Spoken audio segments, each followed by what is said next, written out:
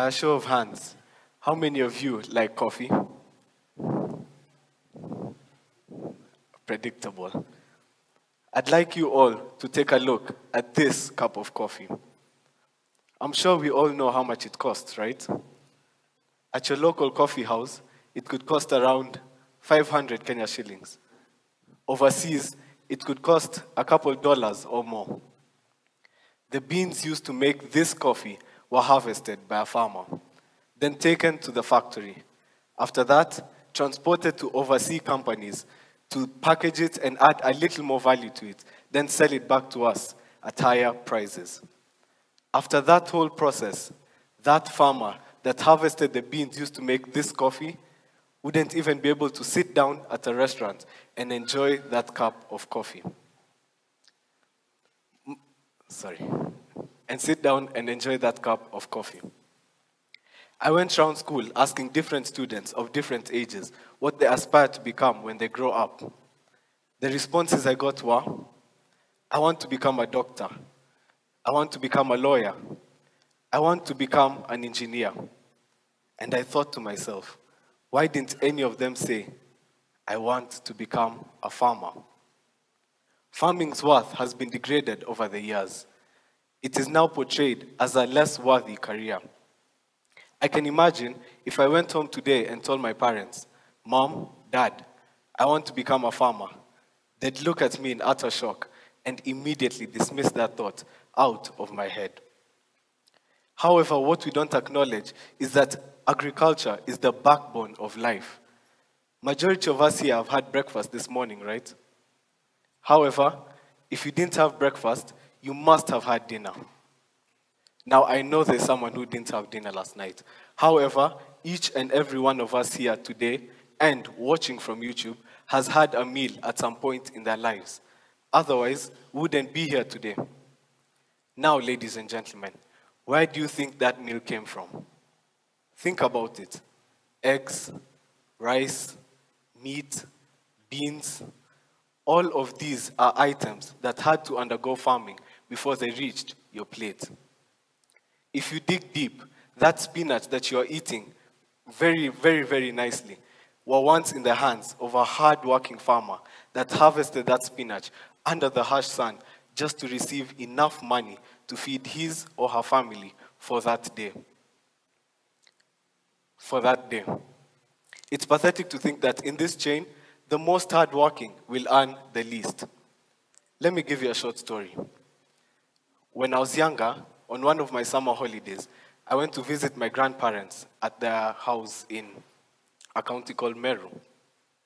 Whilst I was there, my grandfather offered to take me on a trip to his coffee plantation to help him with the harvest. When we arrived at the plantation, one of the workers there was so delighted to see me, as he knew the more hands, the faster would get the job done. Little did he know, I knew nothing about coffee and harvesting. My grandfather then gave me a bucket and instructed me on which coffee was best to be plucked. This is an example of the coffee that was ready to be plucked. To be specific, the red ones. So, after a few minutes later, we began the harvest. We harvested and harvested. We were 6 people that day, and it took us around 7 hours to complete the harvest. Now it was time to take the coffee to the factory. At the factory, my grandfather laid a sack on the floor and poured all the coffee on top of the sack. It was then weighed. It came up to 30 kilograms. On our drive back, I asked my grandfather, so how much have we earned from this harvest?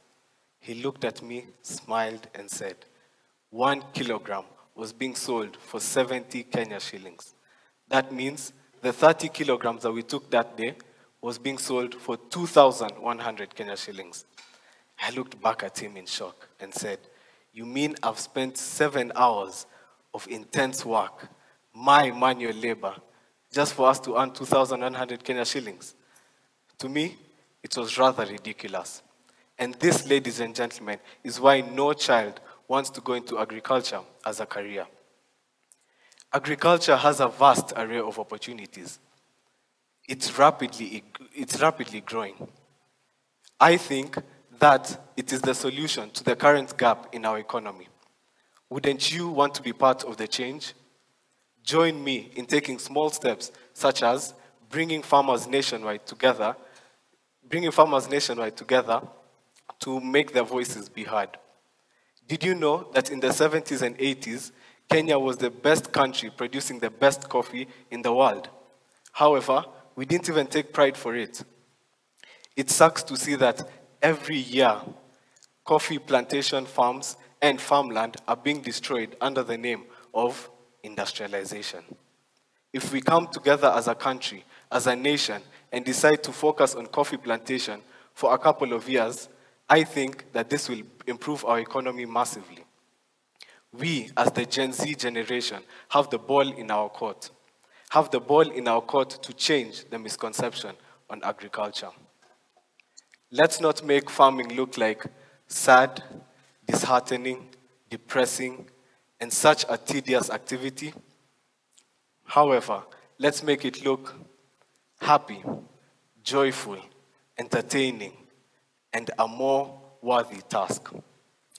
I have a small task before I leave. Tell the friend near you what you have learned about farming from this TED Talk. And my mission, ladies and gentlemen, is to make farming more appealing to the youth and our children of tomorrow. Thank you.